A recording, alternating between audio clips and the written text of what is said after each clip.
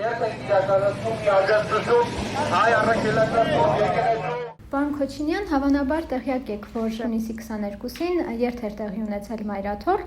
Երթի նախաձեռնողներից էր պատիվ ունեմ խմբակցության վարչապետի թեկնածու Դավիթ Համբարձումյանը։ Ակնհայտ է, որ եկեղեցու անվան տակ հանրապետականը փորձում է քաղաքական դիվիդենտներ հավաքել։ Ինչ եք կարծում, Սերժ Սարգսյանը ինչի վրա է դրել խաղադրույքը եւ ինչ վստահություն ունի, որ մտածում է իմպիչմենտի միջոցով կարող է հասնել իշխանափոխության։ Նախ երբ որ Հայաստանում խոսում են եկեղեցու դեմ արշավի մասին, ես մի քիչ չեմ պատկերացնում ինչի մասին է խոսքը, ես չեմ տեսնում Հայաստանում որևէ եկեղեցու դեմ արշավ։ Ես ընդհանրապես տեսնում եմ, որ եկեղեցական մի քանի ղեկավարներ, որոնք որ ակտիվորեն սկսել են զբաղվել քաղաքականությամբ եւ սկսել են հարվածնել հասցրել իշխանությանը, ընդհանրապես սկսել են ստանալ պատասխան քաղաքական հարվածներ իրենց քաղաքական ընդդիմադիր, արմատական ընդդիմադիր գործունեությանը։ Այդքան մի բան, ու սա որևէ կերպ անվանել եկեղեցու դեմ արշավ կամ փորձել սեփական քաղաքական գործունեությունը թաքցնել եկեղեցու հետևում մեղմ ասած լուրջ չէ։ Սա առաջինը, երկրորդը այս իրավիճակը ինքը նվեր է ընդդիմության համար, արմատական ընդդիմության համար, այն որ արմատական ընդդիմությունը փորձելու է ամեն հնարավոր միջոցով, ամեն կերպ օգտագործել եւ առավելագույնս ստանալ այս ճգնաժամից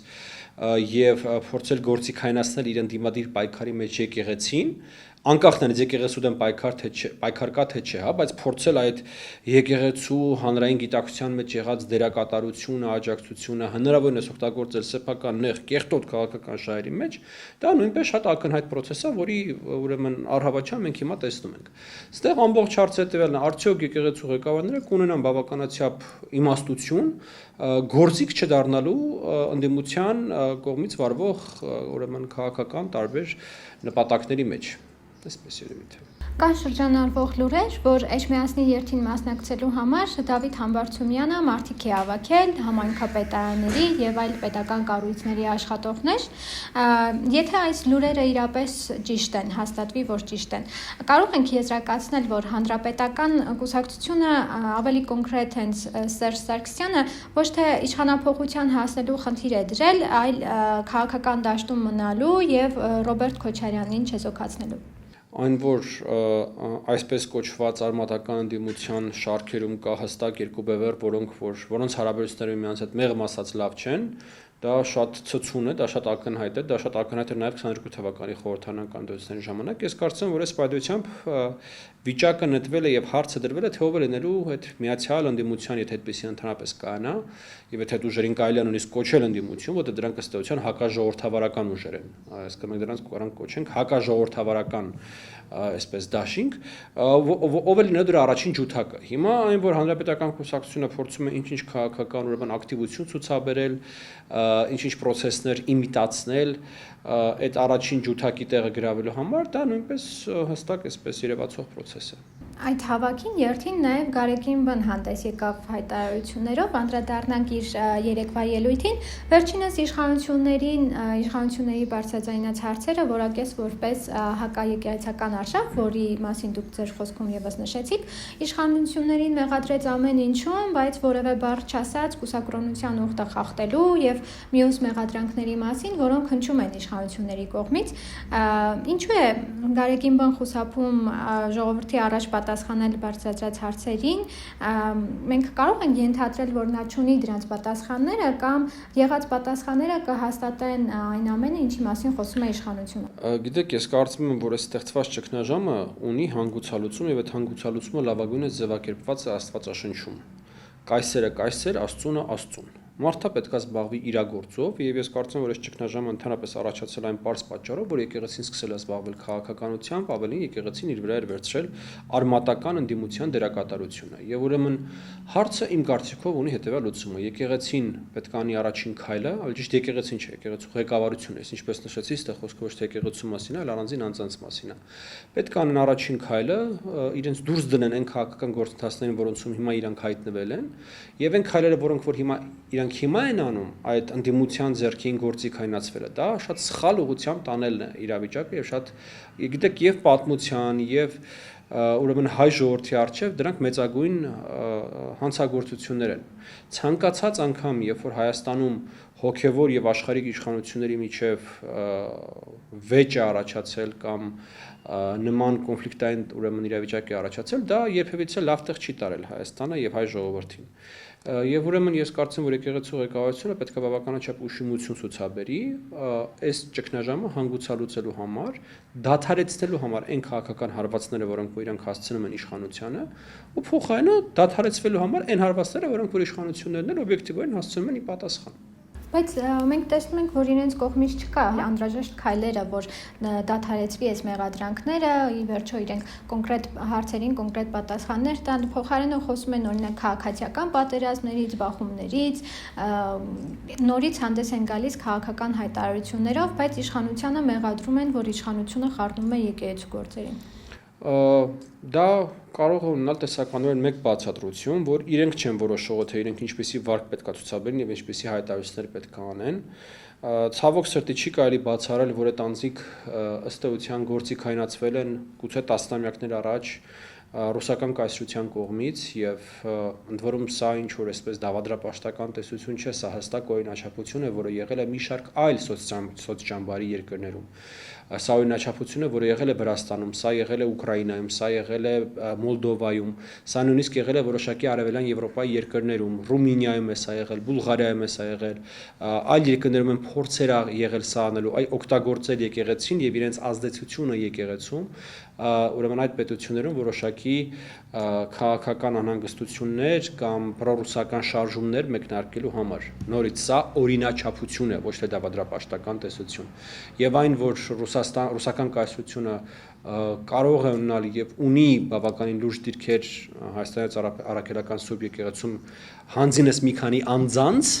որտեղ ես օրինակ համար կարծում եմ, որ համատած վրացական ուղղափառ եկեղեցու հետ մեր եկեղեցու հիմնադիր հայրերը, մեր նախնիները շատ ավելի մեծ աշխատանք են կատարել, որպեսզի ապահովեն եկեղեցու ինքնագլուխությունը, ինչպես դա կոչվում է, հա, ավտոկեֆալությունը։ Եվ այստեղ խնդիրը ոչ թե եկեղեցին, այստեղ խնդիրը նորից եմ ուզում կգտել մի քանի անձինք են։ Եվ նորից եթե այդ մի քանի անձինք իրենց մեջ բավականաչափ ուժ չեն գտնում իրավիճակը հարթելու եւ իրավիճակը դեպի հանգուցալուծում տանելու, ապա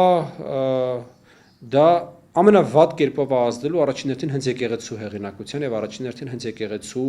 հնարավորությունների վրա համար, այսպես ասենք։ Տեսեք, երբ որ երթը տեղի ունեցավ, կաթողիկոսն էլ հանդես եկավ հայտարարությամբ, վարչապետը կրկին մեկ գրառմամբ ասաց, որ սա լավ առիթ է, որպեսզի կաթողիկոսը ներկայացնի հանրությանը ժողովրդին իր զավակին եւ կնոջը, տիկնոջը, պարզաբանի, թե ինչու է Սամվել Խաչատրյանին պահում իր վեղարի տակ եւ բացահայտի մոմի վաճառքի շահույթը ինչպես է բաշխվում, հա, 50-50 տրամաբանությամբ, թե այլ։ Տեսեք, եթե այս կոնֆլիկտը շարունակվում է եւ ել ավելի է խորանում, ես չեմ բացառում, որ մենք ականատեսը կդառնանք շատ ավելի այսպես մեծ բացահայտումների, վատ բացահայտումների, մենք ականատեսը կդառնանք նոր մեղադրանքների, նոր պայքարի, ինչը մեղմ ասած այն չէ, ինչ որ պետք է Հայաստանի Հանրապետությունը հայ ժողովրդին անել այս դժվարագույն աշխարհակահական իրավիճակում։ Եվ ես այս իրավիճակում կարող եմ մենակ մի բան անել, նորից կրկնել իմ այն հորդորը ուղղված եկեղեցու առաջնորդներին, անել ուշիմ քայլ, անել ետ քայլ եւ գնալ դեպի կարգավորում, գնալ դեպի հաշտեցում Հայաստանի իշխանությունների հետ։ Հակառակ դեպքում դժվար են բոլորը, բայց առաջին հերթին հենց եկեղեցին։ Գարեգինբան իր ուղերձում անդրադարձավ կալանավորված Սամվել Կարապետյանին, նրա կալանավորումը համարելով ապօրինի։ Եկեղեցականները ամեն առիթով հա մենք եւս անդրադարձանք, որ նշում են, թե ինչու է պետությունը խառնվում իրենց գործերին, բայց փաստացի իրենք են նաեւ նման հայտարարություններ անում, եթե այսպես դիտարկենք, ինչու է Գարեգինբան իրեն իրավունք վերապահում խառնվել պետության, ավելի կոնկրետ իրավապահ համակարգի գործերին, այստեղ արդյոք չեն առաջանում երկակի ստանդարտները եւ ինչ գնահատական եք տալիս նման հայտարարությանը, երբ նա չի տիրապետում, թե ինչ տեղեկություններ ունեն իրավապահները։ Ես այս իրավիճակի վել հանգուցալուծում արդեն իսկ ասացի, այդ աստվածաշնչյան հայտնի սկզբունքը, Աստծուն կայսերը կայսեր, այստեղ նոր բան ասելու հնարավորություն չկա, այո, եկեղեցին պետք է զբաղվի իր գործով, պետությունը պետք է զբաղվի իր գործով, մանավանդ երբ որ մենք համեմատում ենք նախկին տասնամյակների ընթացքում մեր տեսած եկեղեցու վարքի հետ, երբ որ եկեղեցին չի միջամտել ուրեմն քրեական գործընթացներին մարտի 1-ով ձերբակալված մարդկանց, հաց բերողի օրինակի համար եւ մի շարք այլ բռնադատված եւ ուրեմն տասնամյակներ շարունակ Հայաստանում ընթաց ստացած քրեական գործերի բացահայտ անօրինական, բացահայտ քաղաքական հետապնդում ներկայացնող, բայց հիմա մենք տեսնում ենք բոլորովին այլ վարք, ընդ որում կապված մի մարդու հետ, ում վերաբերյալ մեր կենտրոնը օրինակի համար վերջերս մի հոդված է հրապարակել, տեսություն առաջ քաշելով, որ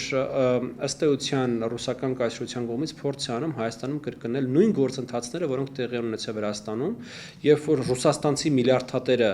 իրենց դեպքում վրացական ծագմամբ, մեր դեպքում հայկական ծագմամբ վերադարձել է կամ գործուղվել է այդ երկիր, ուրեմն հակաժողովրդավարական պայքար մեկնարկելու համար։ Վրաստանի դեպքում դա Բիձինա Իվանիշվիլին է, ով հաջողության է հասել եւ որ Վրաստանը հիմա տանում է բոլորովին այլ ուղղությամբ, եւ ես չեմ բացառում, որ Ռուսաստանում պարզապես որոշել են հեծանիվ չօրինել եւ օգտագործել նույն գործիքակազմերը Հայաստանի դեպքում։ Ու այս պարագայում տեսնել եկեղեցու աջակցությունը ուղղված այդ մարդուն իհարկե կրկնակի ցավոտ է։ Բայց կհաջողվի իրենց, որ նշում եք Ռուսաստանը նման ծրագրեր ունի, կհաջողվի։ Դա կախված է մեզանից, դա կախված է նրանից, թե ինչքանով Հայաստանում քաղաքացիական հասարակությունը, իշխանությունը, ժողովրդավարական ընդդիմությունը կկարողանան բավականաչափ գրագիտություն, ուշիմություն, դիմադրունակություն ցուցաբերել եւ ի վերջո ամեն ինչը կախված է բնականաբար հայ ժողովրդից։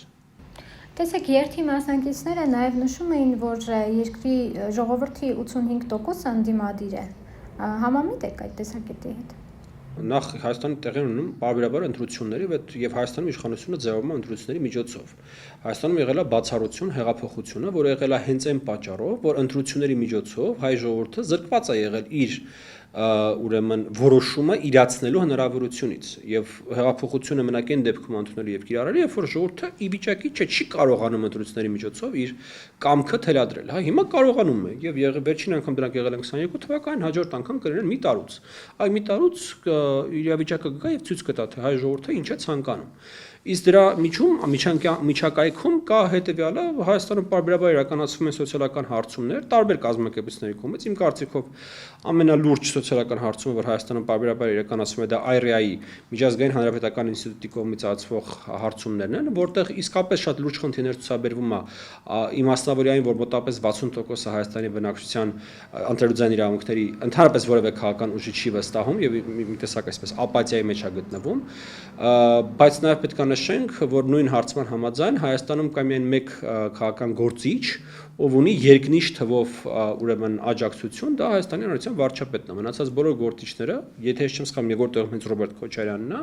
ունեն ընդամենը միանիշ թիվ, այսինքն 1-ից 9 սանդղակում թիվ ունեն աջակցության, այնպես որ իրենց նշած թվերը կտրված են իրականությունից եւ բացի այդ նույնից եմ ուզում կրկնել, որ մի տարուց կրեն ընտրություններ եւ այդ ժամանակ մենք կհասկանանք հայ ժողովուրդը ինչ է ուզում։ Եթե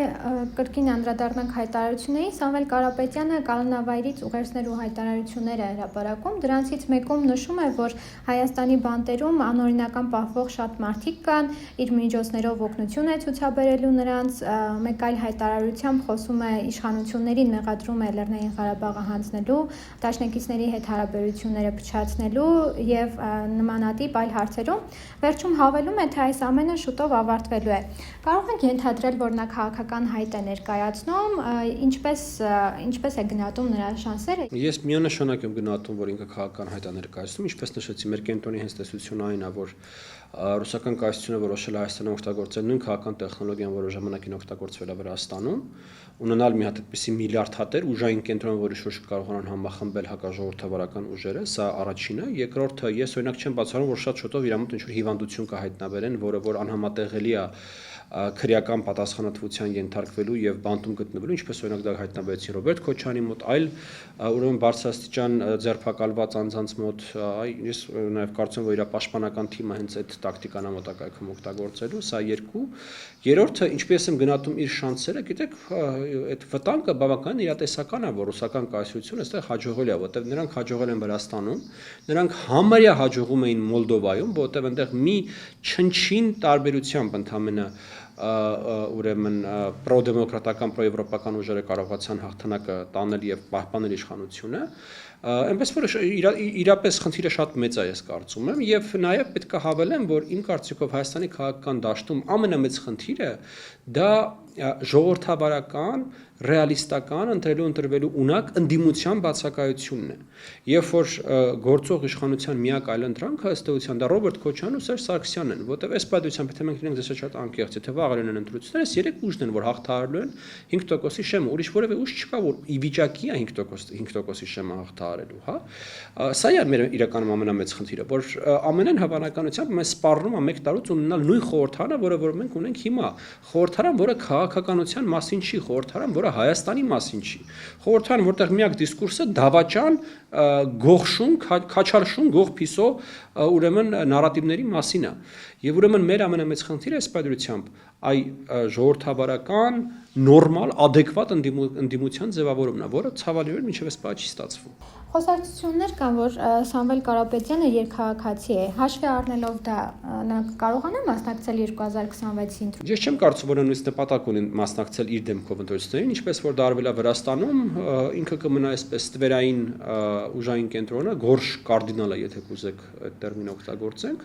իսկ դրա շուրջ այսպես տարբեր մարդիկ կհավաքվեն, կօգտագործվեն եւ կնետվեն